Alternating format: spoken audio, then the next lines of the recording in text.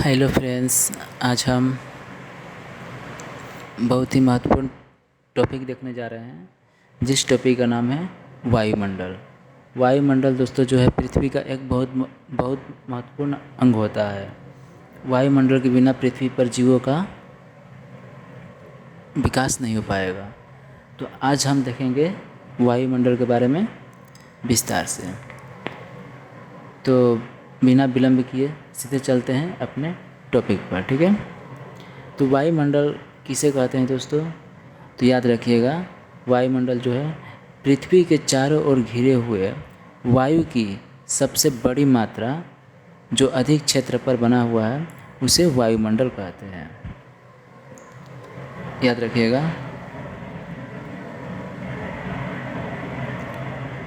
पृथ्वी के चारों ओर, ठीक है, पृथ्वी के दोस्तों चारों ओर से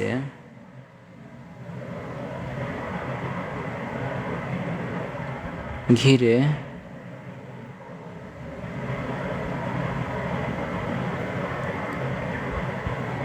पृथ्वी के चारों ओर से घिरे वायु की बड़ी मात्रा, किसकी? वायु की। याद रखिएगा, वायु की अधिक मात्रा, ठीक है। पृथ्वी के चारों ओर से घिरी वायु की सबसे अधिक मात्रा जो अधिक एरिया में, अधिक क्षेत्र में फैला हुआ है उस मंडल को वायुमंडल कहते हैं, ठीक है। तो इसे वायुमंडल कहा जाता है। अब अगला प्रश्न दोस्तों को, वायुमंडल के ऊपरी परत के अध्ययन को क्या कहते हैं? जो वायुमंडल के सबसे ऊपरी परत है उसके अध्ययन को क्या कहते हैं दोस्तों? तो याद रखिएगा, उसके अध्ययन को ऊपरी परत, ठीक है, ऊपरी परत, ठीक है। जो ऊपरी परत है वायुमंडल की तो उसके अध्ययन को क्या कहते हैं? याद रखिएगा दोस्तों, वायु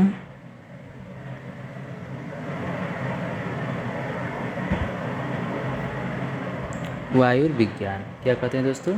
वायु विज्ञान। वायुमंडल के ऊपरी परत को, ठीक है। तो निचली परत को क्या कहते हैं? तो भी याद रखिएगा, निचली परत को, वायुमंडल का जो निचली परत है दोस्तों तो उसे ऋतु विज्ञान के नाम से जानते हैं। ऋतु विज्ञान, ठीक है दोस्तों, दोनों याद रखिएगा। ऊपरी परत को वायु विज्ञान और निचली परत को ऋतु विज्ञान के नाम से जाना जाता है। नेक्स्ट देखते हैं दोस्तों,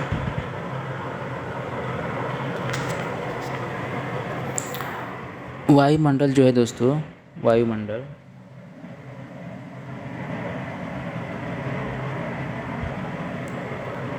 जो ये वायुमंडल है दोस्तों, यह पृथ्वी से, कहाँ से दोस्तों? तो याद रखिएगा, पृथ्वी से कितना? 32 किलोमीटर, 32 किलोमीटर कहाँ ऊंचाई पर स्थित है वायुमंडल, ठीक है। 32 किलोमीटर ऊंचाई पर वायुमंडल जो है स्थित है। वायुमंडल में दोस्तों गैसों की बात करें दोस्तों तो याद रखिएगा, गैस, वायुमंडल में कौन कौन सी गैस पाई जाती है दोस्तों? तो याद रखिएगा, सबसे पहला है नाइट्रोजन, ठीक है दोस्तों, नाइट्रोजन है। दूसरा ऑक्सीजन है, ठीक है, दूसरा ऑक्सीजन। तीसरा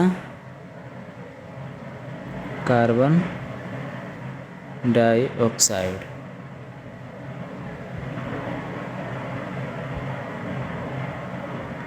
तीसरा कार्बन डाइऑक्साइड, ठीक है।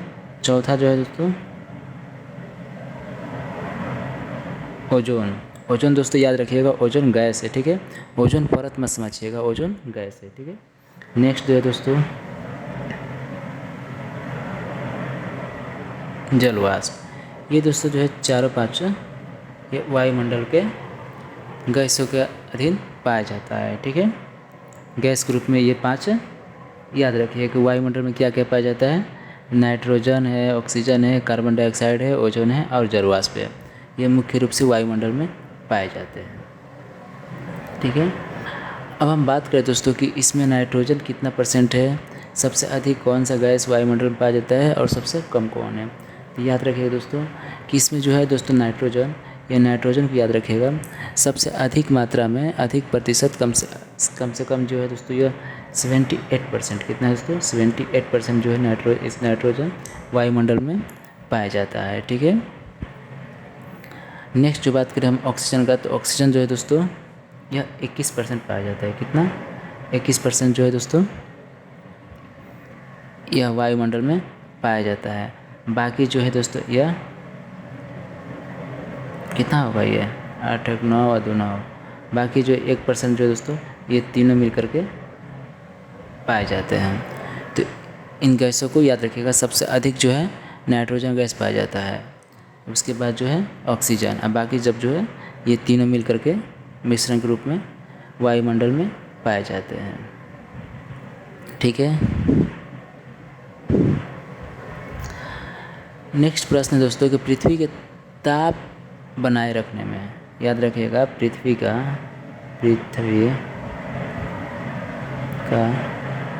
तापमान बनाए रखने में, ठीक है, पृथ्वी का तापमान बनाए रखने में दोस्तों सबसे उत्तरदायी गैस कौन है, तो याद रखिएगा सबसे जिसका कार्य महत्वपूर्ण होता है, तो याद रखिएगा वो है कार्बन डाइऑक्साइड CO2 और क्या है जलवाष्प। याद रखिएगा CO2 और जलवाष्प जो है दोस्तों यह पृथ्वी के तापमान को बनाए रखने के लिए बहुत ही उपयोगी होता है। ठीक है। नेक्स्ट देखते हैं दोस्तों,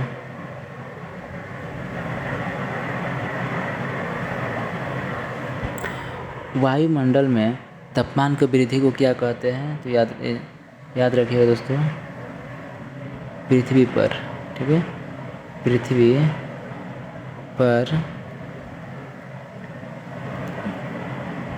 ताप की वृद्धि, ताप की वृद्धि को क्या कहते हैं, तो याद रखिएगा दोस्तों ग्रीन हाउस प्रभाव। क्या कहते हैं दोस्तों? ग्रीन हाउस प्रभाव। ठीक है, याद रखिएगा पृथ्वी पर ताप की वृद्धि को ग्रीन हाउस प्रभाव के नाम से जाना जाता है। ठीक है दोस्तों, अब इसकी हम बात करेंगे दोस्तों किसकी, परत के बारे में। ठीक है, वायुमंडल की परत, वायुमंडल की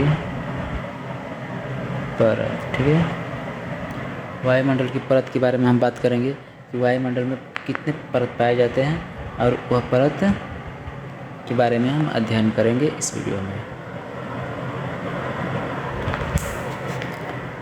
वायुमंडल की जो परत है दोस्तों इसे 5 परतों में बांटा गया है। कितने, तो याद रखिएगा 5 परत में। ठीक है, 5 परत में इसे बांटा गया है।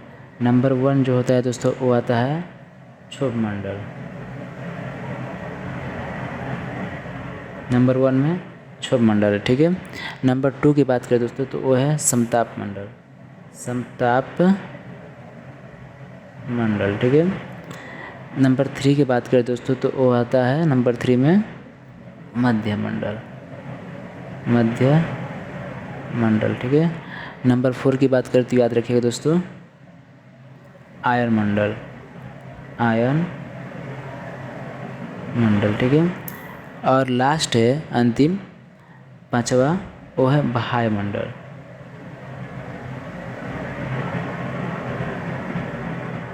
ये जो 5 परत है दोस्तों क्षोभमंडल, मध्यमंडल, क्षोभमंडल, समताप मंडल, मध्य मंडल, आयन मंडल और बाह्य मंडल। ठीक है, ये जो 5 मंडल है दोस्तों यह वायुमंडल की संरचना के अनुसार इसे 5 भागों में बांटा गया है। इन 5 मंडल का अलग अलग कार्य है, इन 5 मंडल में अलग अलग कार्य होता है। तो इसके बारे में हम दोस्तों बारी बारी से देखेंगे कि ये मंडल का कार्य क्या होता है। ठीक है, तो आज जो देखेंगे दोस्तों वो हम देखेंगे क्षोभमंडल के बारे में। किसके बारे में दोस्तों? क्षोभमंडल। नंबर 1 है दोस्तों क्षोभ मंडल, ठीक है। क्षोभ मंडल होता है दोस्तों, यह वायुमंडल का सबसे क्या होता है, क्षोभ मंडल वायुमंडल का सबसे निचली परत है, ठीक है। कौन सी परत है दोस्तों, याद रखिएगा, निचली परत है, ठीक है। क्षोभ मंडल वायुमंडल का सबसे निचली परत है। पृथ्वी से इसका ऊंचाई कितनी है, तो याद रखिएगा 18 किलोमीटर। कितनी दोस्तों, 18 किलोमीटर। पृथ्वी से इसकी ऊंचाई जो है, ऊंचाई पृथ्वी से इसकी ऊंचाई 18 किलोमीटर है और सबसे निचली परत है, ठीक है। नेक्स्ट देखते हैं इसमें क्षोभ मंडल जो है दोस्तों, यह इसका दूसरा नाम याद रखिएगा। क्षोभ मंडल को जो है, इसमें वायुमंडल की घटनाएं जो होती है, बादल, आंधी, बारिश का, इसमें सबसे अधिक होता है, ठीक है। याद रखिएगा, वर्षा, आंधी और क्या है, बादल, ये जो है दोस्तों तीनों इस मंडल में सबसे अधिक होता है। इसलिए इस मंडल को क्या कहते हैं, तो याद रखिएगा, इस मंडल को संवहन मंडल भी कहते हैं। इस मंडल को संवहन मंडल के नाम से जाना जाता है, ठीक है। इस मंडल में सबसे अधिक बारिश होता है और आंधी जो आते हैं दोस्तों, इसी मंडल से होकर आता है, इसलिए इसे सबसे संवहन मंडल के नाम से जाना जाता है, ठीक है। यह मंडल जो है दोस्तों जीवों के लिए सबसे उपयोगी होता है, जीवों के लिए उपयोगी, ठीक है। जीवों के लिए सबसे उपयोगी कौन सा मंडल है दोस्तों, याद रखिएगा, वो है क्षोभ मंडल, ठीक है। जो क्षोभ मंडल और समताप मंडल के जो बीच का सीमा है, उस सीमा को किस नाम से जानते हैं, याद रखिएगा, सीमा को, जो सबसे नीचे क्षोभ मंडल है उसके ऊपर जो समताप मंडल है दोस्तों, तो ये जो बीच का जो कोई भी सीमा होगा ना, तो उस सीमा को याद रखिएगा क्षोभ सीमा के नाम से जाना जाता है, क्षोभ सीमा, ठीक है। क्षोभ सीमा के नाम से जाना जाता है।